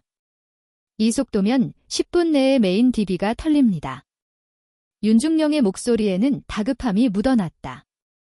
강지원의 눈에서 다시금 전장의 불꽃이 튀었다. 상대의 공격은 마치 잘 조련된 사냥개 떼처럼 치고 빠지고 날카로웠다. 육군 최고의 정보통신 전력을 자랑하는 본부 놈들이거나 놈들이 고액을 주고 사들인 민간 해커 용병일 터였다. 5군단 전산실의 낡은 방화벽은 비명을 지르며 붉은 경고등을 토해내고 있었다. 윤중령, 바둑 격언 중에 사석작전, 미끼작전 들어봤나? 긴박한 상황과 어울리지 않는 차분한 목소리에 윤중령이 떨리는 손을 멈칫했다. 내 돌을 죽여서 상대의 더 큰 집을 부수는 수법이죠. 설마. 정답이야. 쥐새끼를 잡으려면 광에 쌀가마니 하나쯤은 열어줘야지. 강지원은 서늘한 미소를 지으며 메인 콘솔 앞으로 걸어갔다. 그녀의 손가락이 지휘관 승인 코드를 입력하자 철통같이 닫혀있던 방화벽의 한쪽 귀퉁이가 스르르 열렸다. 6사단 비자금 장부 원본 파일, 미끼로 던져. 단. 파일 헤더에 트로이 목마 심어서. 알겠습니다. 허니팟 가동. 유인 시작합니다. 윤중령의 타건 소리가 기관총처럼 벙커를 울렸다. 모니터 화면 속 침입자들의 신호가 덧친지도 모르고 비리 장부 폴더로 쇄도했다. 그들은 승리에 도취되어 데이터를 퍼나르기 바빴다. 하지만 그 순간 강지원의 눈동자가 먹이를 낚아채는 매처럼 번뜩였다. 지금이야. 역추적 코드. 실행. 놈들의 캠과 마이크를 탈취해. 엔터키가 눌리는 순간 전세는 뒤집혔다. 5군단 상황실 메인 스크린에 수십 개의 분할 화면이 팝업되었다. 당황해서 어쩔 줄 모르는 사내들의 얼굴, 계룡대 지하 벙커의 풍경, 그리고 책상 위에 놓인 명패까지 선명하게 드러났다. 저자는 군수사령부 황병수 준장 아닙니까? 옆에 있는 건 6본 인사참모부장. 세상에. 별들이 줄을 섰습니다. 윤중령이 경악을 금치 못했다. 이것은 단순한 해킹 방어가 아니었다. 대한민국 육군 수뇌부의 치부를 생중계로 포착한 셈이었다. 녹화에 하나도 빠짐없이, 그리고 놈들 모니터에 선물 하나 띄워줘. 강지원은 마이크를 잡고 나직하게 읊조렸다. 밤길 조심하십시오. 꼬리가 밟혔습니다. 5군 단장 강지원. 화면 속의 얼굴들이 기겁하며 모니터 전원. 코드를 뽑는 추태가 이어졌다. 상황은 종료되었다. 하지만 강지원은 승리의 기쁨 대신 씁쓸함을 느꼈다. 군복 입은 도둑놈들이 이렇게나 많다는 사실이 뼈 아팠다. 보안 레벨, 진돗객 1단계로 격상. 당직자 전원 포상 휴가다. 지시를 내리고 돌아서는 그녀의 품에서 휴대전화가 진동했다. 발신자 표시 제한. 예상대로였다. 강지원 중장, 기어이 선을 넘는군. 내 컴퓨터를 해킹해? 감당할 수 있겠나? 변조된 기계음 섞인 목소리였지만 그 속에 담긴 사리는 뚜렷했다. 군내 사조직 청주회의 그림자 실세일 것이다. 숨어서 짖지 말고 관등 성명 대시지. 아, 이미 다 털려서 될 필요도 없나? 건방진 계집년. 6사단 최동욱 하나로 퉁치자고 할 때 알아들었어야지. 내일 아침이면 조간신문에 내 불륜설이 대문짝만하게 실릴. 거다. 부장교랑 노는 더러운 여군 단장. 국민들이 참 좋아할 뉴스거리 아닌가? 치졸하기 짝이 없는 협박이었다. 명예를 목숨보다 소중히 여기는 그녀에게 가장 모욕적인 공격 방식을 택한 것이다. 하지만 강지원은 눈 하나 깜짝하지 않았다. 오히려 그녀의 입가엔 비릿한 조소가 걸렸다. 소설 쓰는 재주가 아깝군. 그래, 어디 한번 끝까지 가보자고. 살고 싶으면 원본 데이터 들고 내일 20시 용산으로 와라. 장소는 내가 정해. 내 구역, 내 룰대로 한다. 경기도 포천, 산정호수 뒤편 폐채석장. 내일 오후 4시. 혼자 와라. 뭐, 채석장 겁나나? 쫄리면 헌병대라도 끌고 오든가. 난 9시 뉴스에 데이터를 뿌릴 준비가 되어 있으니까. 상대는 거친 숨을 몰아쉬더니 이를 갈며 답했다. 좋아. 사실 허튼 수작 부리면 거기가 내 무덤이 될 줄 알아라. 전화가 끊겼다. 밖에는 장대비가 쏟아지고 있었다. 비릿한 흙내음이 벙커 안으로 밀려들었다. 어둠 속에서 서동아 대령이 그녀에게 다가왔다. 군단장님, 놈들이 미끼를 물었습니까? 그래, 아주 큼지막하게 물었지? 강지원은 빗줄기 넘어 어두운 하늘을 응시했다. 사냥 준비해. 내일은 짐승을 잡는 날이다. 위험합니다. 단독 접촉이라니요. 차라리 저격조를 배치하겠습니다. 서동아의 만류에도 강지원은 단호하게 고개를 저었다. 놈들은 의심이 많아. 개미 새끼 한 마리라도 보이면 바로 꼬리를 자르고 도망칠 거다. 나 혼자 들어간다. 하지만 군단장님, 서동아, 나를 뭘로 보나? 사령관이기 이전에 특전사 대테러팀 707 출신이다. 늙어서 감각이 다 죽었을 것 같나?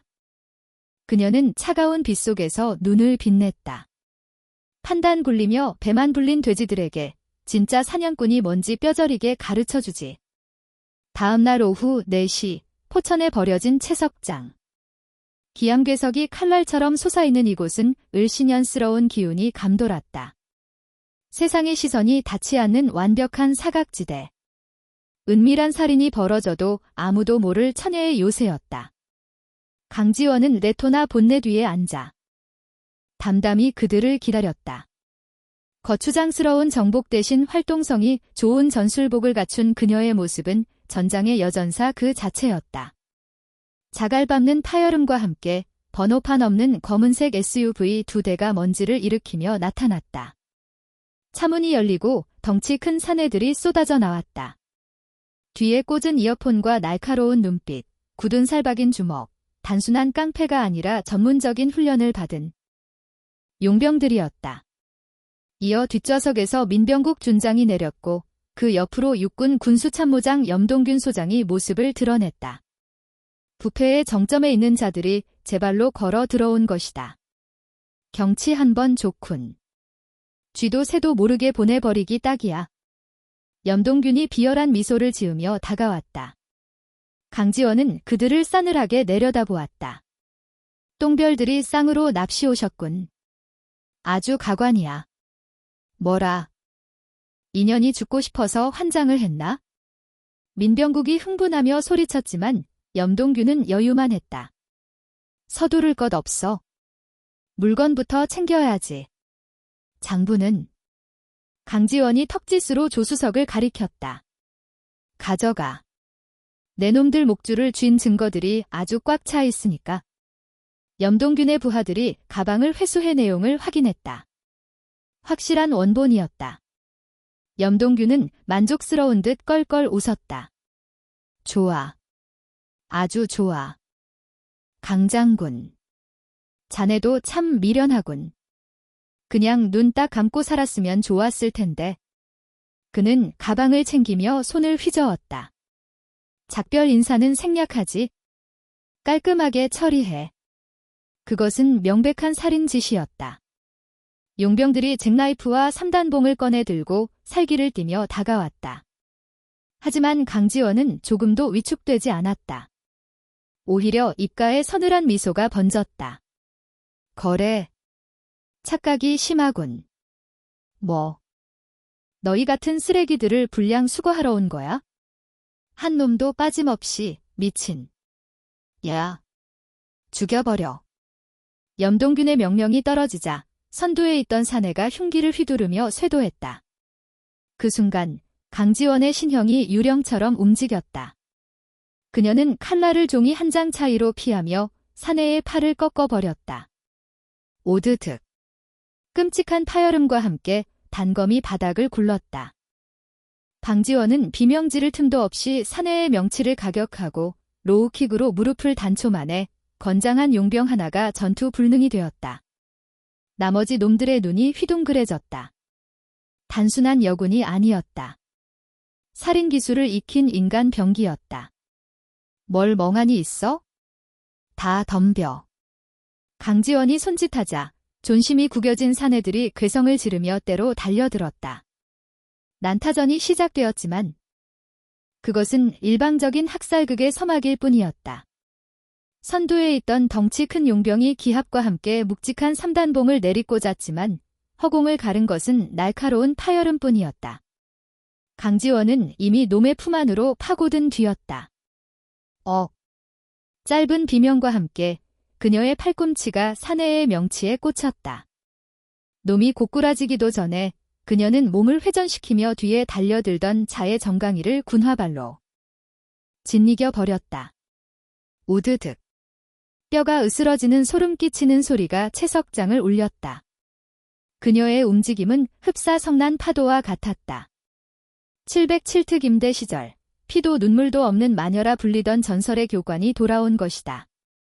살인 기술로 단련된 그녀의 신체는 그 자체로 흉기였다. 3분, 고작 3분이었다. 8명의 정예 용병들이 피를 토하며 바닥을 기어다니는데 걸린 시간은. 개 중에는 팔이 기괴하게 꺾인 자도, 거품을 물고 기절한 자도 있었다. 강지원은 거칠러진 호흡을 가다듬으며 옷깃을 털어냈다. 그 서늘한 눈빛은 방금 전까지 사투를 벌인 사람이라고는 믿기지 않을 만큼 평온했다. 그녀가 천천히 발걸음을 옮기자 오 소장과 배 준장의 얼굴이 백지장처럼 하얗게 질렸다. 믿었던 사병들이 추풍낙엽처럼 쓸려나가자 장군이라는 계급장이 주는 권위 따위는 온데간데 없이 사라졌다. 오지마. 내가 미쳤구나. 감히 직속상관에게? 이건 하극상이야. 오 소장이 알루미늄 가방을 생명줄처럼 껴안고 뒷걸음질 쳤다. 상관. 강지원의 입매가 비틀렸다. 그녀는 순식간에 거리를 좁혀 오 소장의 멱살을 틀어주고 거칠게 차 본넷 위로 쳐갔다. 쾅. 육중한 소리와 함께 차체가 울렁거렸다. 내 새끼들 밥그릇 뺏고 기름 팔압에 채운 도둑놈이 상관. 웃기지 마. 전시엔 이적 행위자를 즉결 처분해도 된다는 군법. 당신이 더 잘 알 텐데. 강지원은 오 소장의 손에서 가방을 우악스럽게 낚아챘다. 그리고 그대로 손바닥을 들어 올려 그의 뺨을 후려쳤다. 짝. 고막이 터질 듯한 소리가 울렸다. 이건 흙바닥에서 구르는 내 부하들 밥값이다. 짝. 고개가 반대로 꺾였다. 이건 기름 없어서 냉골 네모반에서 떨던 아이들 난방비고. 오 소장은 터진 입술 사이로 피거품을 물고 바닥에 허물어졌다. 옆에 있던 배준장은 공포에 질려 오줌을 지르기 일보 직전이었다. 그때 어둠을 가르고 요란한 사이렌 소리가 채석장을 포위했다. 꼼짝 마. 국방부 검찰단이다. 전원 무기 버리고 투항해. 5군단 헌병특임대와 국방부 수사관들이 들이닥쳐 쓰러진 용병들과 두 장군을 제압했다. 수갑이 채워지는 순간 오 소장이 악을 썼다. 이건 함정이야. 강지원이 판 함정이라고. 강지원은 그 꼴을 비웃으며 서대령에게 다가갔다. 함정이 아니라 토끼더치지. 짐승을 잡으려면 구석으로 몰아야 하는 법이니까. 서대령이 질리는 듯 하지만 존경심을 담아 물었다. 군단장님. 몸은 괜찮으십니까? 손이 좀 얼얼하군. 놈들 머리통이 생각보다 단단했어. 강지원은 손목을 풀며 차갑게 쏘아붙였다. 꼬리는 잡았으니 이제 몸통을 칠 차례야. 오 소장 주둥이에서 청주의 놈들 이름 석자가 줄줄 나오게 만들어. 걱정 마십시오. 현행범의 살인미수, 민간인 청부 폭력까지. 놈들은 이제 끝났습니다. 상황이 종료되고 정막이 흐르는 채석장 위로 붉은 노을이 내려앉았다. 강지원은 빼앗은 가방을 서대령에게 툭 던졌다. 이건 자네가 처리해. 예. 이게 결정적인 증거 아닙니까? 열어봐. 빈 껍데기니까. 서대령이 놀라 가방을 열자 그 안에는 훈련용 폐지와 더미 파일만 가득했다. 진짜 장부는 이미 YTN 보도국에 가 있어.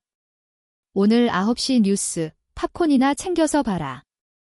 강지원이 악동처럼 윙크했다. 가짜 미끼로 놈들을 유인해 폭력 사태를 유발하고 진짜 핵폭탄은 언론을 통해 터트리는 완벽한 양동 작전이었다. 그날 밤 대한민국은 발칵 뒤집혔다. 현직 군단장이 내부 고발한 군수뇌부의 추악한 비리 실태는 전 국민의 공분을 샀다. 방송국 전화국에는 불이 났고 청와대 국민청원 게시판은 마비될 지경이었다. 강지원 중장. 그녀는 단 하룻밤 만에 부패한 군을 개혁할 영웅으로 떠올랐다. 하지만 그녀는 모든 인터뷰 요청을 거절하고 조용히 위병소를 통과해 부대로 복귀했다.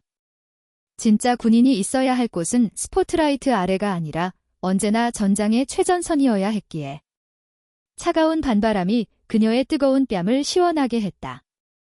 아직이다. 최동욱 그 인간이 옷을 벗는 것만으로 끝난 게 아니야. 하지만 오늘 밤만큼은 승리의 잔을 들어도 좋으리라. 승진. 그녀는 밤하늘의 별을 향해 절도 있게 경례를 올렸다. 별들이 그녀의 어깨 위 계급장처럼 찬란하게 빛났다. 같은 시각 대한민국 육군본부와 국방부는 초상집 분위기였다. 9시 뉴스 앵커가 떨리는 목소리로 낭독한 강지원의 양심선언문은 단순한 폭로가 아니었다.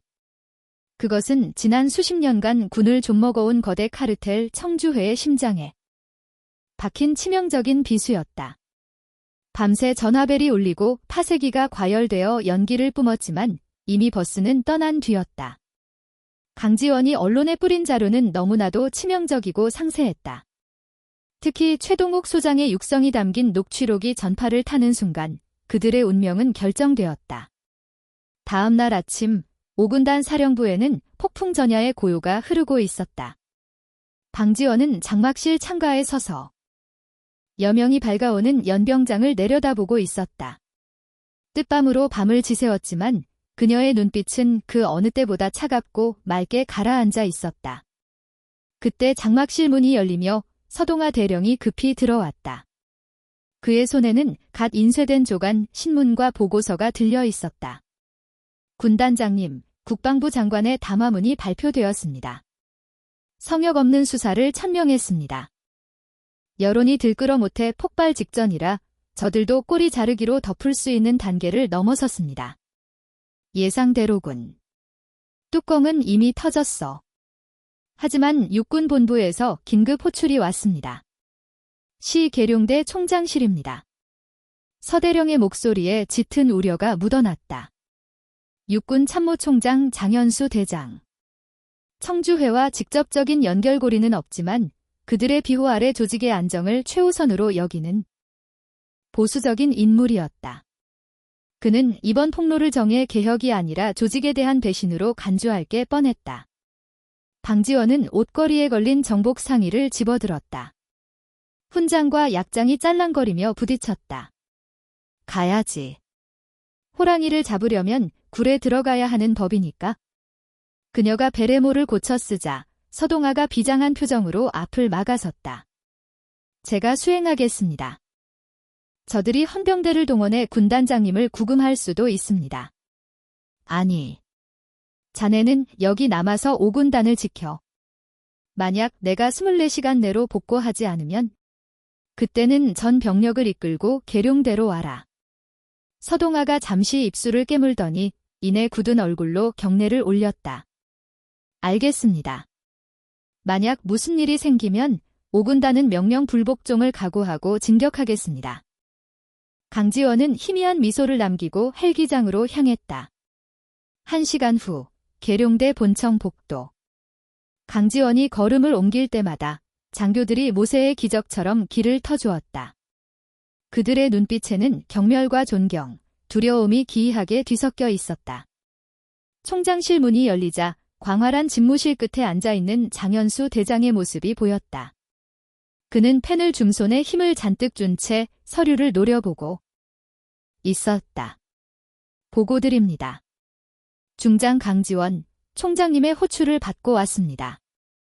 장현수는 대답 대신 쓰고 있던 안경을 책상 위에 거칠게 던졌다. 쨍랑. 날카로운 소음이 정막을 깼다. 강지원, 자네 지금 제정신인가?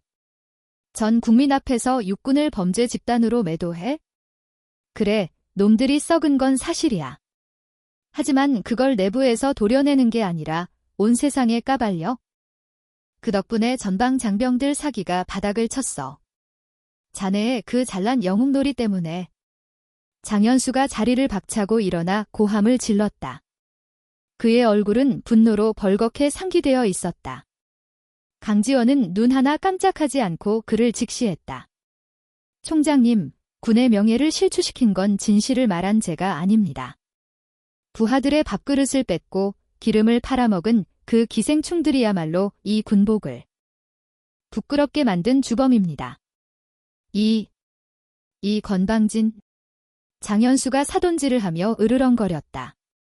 특전사 출신이라 앞뒤가 없나 본데? 이건 명백한 이적행위야. 군사기밀 누설과 항명죄로 널 군사재판에 세우겠다. 내 군생활을 걸고서라도 널 파면시킬 거야. 알겠나? 그것은 협박이 아니라 선전포고였다. 그러나 강지원은 조금도 위축되지 않았다. 그녀는 오히려 천천히 품 안으로 손을 넣었다. 헌병들이 움찔하며 손을 허리춤으로 가져갔지만 그녀가 꺼낸 것은 무기가 아니라 얇은 서류 봉투였다. 총장님, 재판을 여시기 전에 이 서류부터 확인하시는 게 좋을 겁니다. 탁. 봉투가 장현수의 책상 위에 놓였다. 뭔가? 또 무슨 불법 도청 자료라도 되나? 최동욱 소장이 작성한 진급 청탁 리스트 원본입니다. 언론에 공개한 사본에는 군의 마지막 자존심을 위해 고위 장성 몇 명의 이름을 지웠습니다. 장현수의 미간이 찌푸려졌다. 그는 의심스러운 눈초리로 봉투를 낚아채 내용을 확인했다. 그리고 다음 순간 그의 동공이 지진이 난 듯 흔들렸다. 리스트 최상단, 붉은 동그라미가 쳐진 이름. 장현수. 이게 무슨... 난 놈들에게 돈을 받은 적 없어. 네, 직접 받진 않으셨죠, 장군님. 아드님의 미국 유학비, 최동욱 소장의 참명 계좌에서 3년간 송금된 내역이 그 뒷장에 있습니다. 후원금 명목이었겠지만 대가성이 없다고 누가 믿어주겠습니까? 장현수의 손에서 서류가 힘없이 스르르 미끄러져 떨어졌다. 그의 입술이 파르르 떨렸다. 완벽한 체크메이트였다. 강지원이 한 걸음 다가서며 깨끗이 박았다. 선택하십시오, 총장님. 저와 함께 이 썩은 환부를 도려내고 명예롭게 군을 재건하시겠습니까? 아니면 이 리스트와 함께 불명예스럽게 퇴진하여 역사의 죄인으로 남으시겠습니까? 장현수는 다리가 풀린 듯 그 자리에 주저앉고 말았다. 거대한 태극기 아래 육군 수장의 위엄은 온데간데 없이 사라져 있었다. 장현수 대장은 그 자리에 굳어버린 듯했다. 그의 손끝이 미세하게 떨리고 있었다. 눈앞의 강지원은 승리자의 오만함 대신 군복의 무게를 아는 자만이 가질 수 있는 결의함을 보여주고 있었다. 원하는 게 뭔가? 내 옷을 벗길 셈인가? 장현수의 물음에 강지원은 천천히, 그러나 단호하게 고개를 저었다. 아니요, 총장님. 사퇴는 너무 쉬운 도피입니다. 그녀는 책상 위 서류를 손가락으로 눌렀다. 남은 임기 동안 이 지옥스러운 환부를 직접 도려내십시오. 제 눈가리기가 아니라 뼈를 깎는 고통을 감내하며 비리 관련자 전원을 법의 심판대에 세우십시오. 그리고 육사단을 포함한 전방부대 병사들의 처우를 획기적으로 개선하십시오. 강지원의 눈빛이 형하게 빛났다. 약속하신다면 이 리스트는 무덤까지 제가 안고 가겠습니다. 이것이 제가 육군 수장께 드리는 마지막 충성입니다. 장현수는 마른 세수를 하며 긴 한숨을 내쉬었다. 부끄러움이 파도처럼 밀려왔다. 사성장군인 자신이 삼성장군인 후배에게 군인의 명예가 무엇인지 배우고 있었다. 자네가 나보다 낫군. 장현수가 안경을 고쳤으며 말했다. 목소리에는 다시금 힘이 실려 있었다. 알겠네. 내 군생활의 마지막 명예를 걸고 약속하지.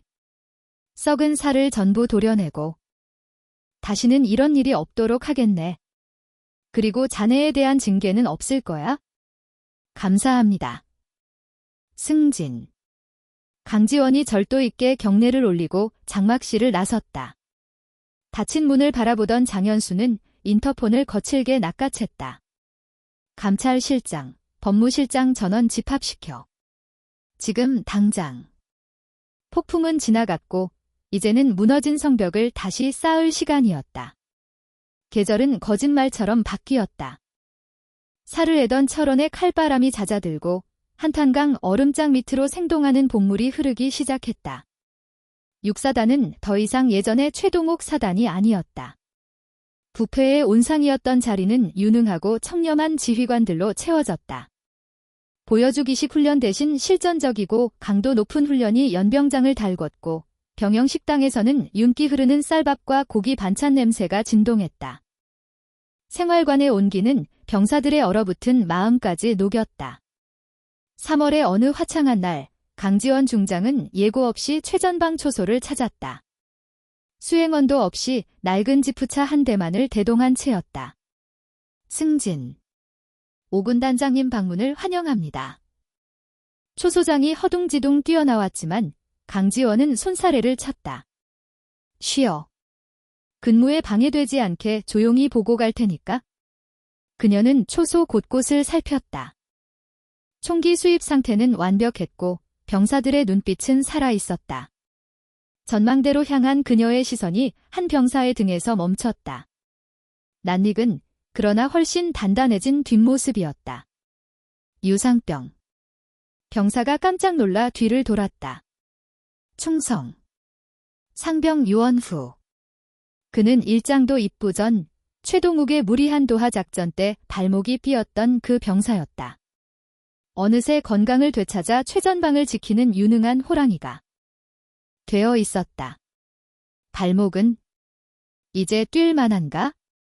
강지원의 물음에 유상병이 씩씩하게 대답했다. 예. 군단장님 덕분에 국군수도병원에서 완벽하게 고쳤습니다. 지금은 산악후보도 1등입니다. 유상병의 눈시울이 붉어졌다. 그날 진흙탕 속에서 자신을 업고 뛰던 군단장의 거친 숨소리를 그는 평생 잊지 못할 것이다. 다행이군. 자네 같은 녀석들이 버티고 있어주니 내가 발벗고 잔다. 강지원이 유상병의 어깨를 꽉 쥐어주었다. 군단장님, 정말 감사합니다. 저희를 포기하지 않아주셔서. 유상병의 떨리는 목소리는 단순한 감사가 아니었다. 그것은 군인으로서의 존엄을 되찾게 해준 것에 대한 경의였다. 강지원은 은은한 미소를 지으며 시선을 북쪽으로 돌렸다. 고마워할 것 없다. 지휘관이 부하를 지키는 건 숨쉬는 것만큼이나 당연한 일이니까. 비무장지대의 수풀이 바람에 일렁였다. 평화로워 보이지만 언제든 포성이 울릴 수 있는 곳, 그렇기에 그들은 깨어 있어야 했다. 순시를 마치고 내려오는 길 펜들을 잡은 서대령이 100m를 눈치를 살폈다. 군단장님, 뉴스 보셨습니까? 최동욱 전 소장 징역 7년, 염동균 소장은 10년이 확정됐답니다. 청주회 라인은 뿌리까지 뽑혔고요. 죄값을 치르는 군. 강지원은 창밖을 보며 무심하게 답했다. 이미 지나간 일이었다. 그리고 청와대 쪽에서 연락이 계속 옵니다. 국방비서관 자리는 물론이고 여당에서는 다음 총선 비례대표 한 번을 제안했다는 소문도 파다합니다. 서대령의 목소리에 기대감이 섞여 있었다. 이번 사태로 국민 영웅이 된 강직원이라면 정계 진출은 따놓은 당상이었다. 꽃길이 눈앞에 있었다. 강지원은 피식 웃으며 차창을 내렸다. 봄바람과 함께 흙내음이 후끈하게 들어왔다. 서대령, 난 정치 같은 거 모른다. 내 정치는 딱 하나야. 적이 기어오르면 뼈도 못 추리게 박살내고 내 새끼들 배에 차지 않고 등 따숩게 재우는 것, 그게 내 정치고 내 철학이야. 그녀는 멀리 보이는 5군단 사령부에 펄럭이는 깃발을 가리켰다. 내 자리는 여의도 돔 지붕 아래가 아니라 여기 흙먼지 날리는 야전이다. 전쟁이 끝나거나 내가 죽어서 관에 들어가는 날까지 난 여기서 안 내려가. 서대령의 가슴이 뜨거워졌다. 권력의 정점 앞에서도 눈 하나 깜짝하지 않는 사람. 이런 지휘관을 모신다는 자부심이 차올랐다. 알겠습니다. 끝까지 모시겠습니다. 승진. 그래. 밟아라. 전차 사격장으로. 오늘 애들 실력 좀 봐야겠어. 지프차가 괴음을 내며 황무지를 질주했다. 피어오르는 먼지 뒤로 강지원의 눈이 빛났다. 별은 높은 하늘에 홀로 떠서 빛나는 게 아니다. 가장 낮고 어두운 곳을 비출 때 비로소 별은 그 가치를 증명한다. 그녀의 어깨 위 계급장이 볕을 받아 찬란하게 번쩍였다. 그것은 권력이 아니라 그녀가 짊어지기로 한 기꺼운 책임의 무게였다. 진짜 군인 강지원의 이야기는 이제부터가 시작이었다.